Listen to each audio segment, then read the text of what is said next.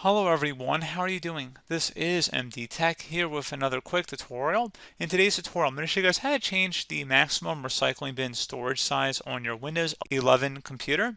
So this should hopefully be a pretty straightforward process here, and without further ado, let's go ahead and jump right into it.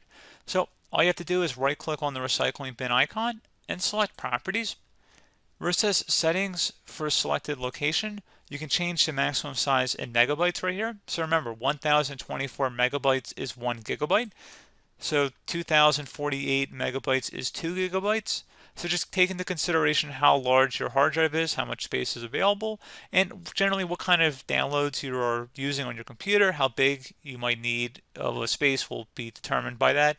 So just keep that in mind, select apply and OK if you have to save any changes, and that's about it. So pretty straightforward process, guys. Do hope I was able to help you out, and I do look forward to catching you all in the next tutorial. Goodbye.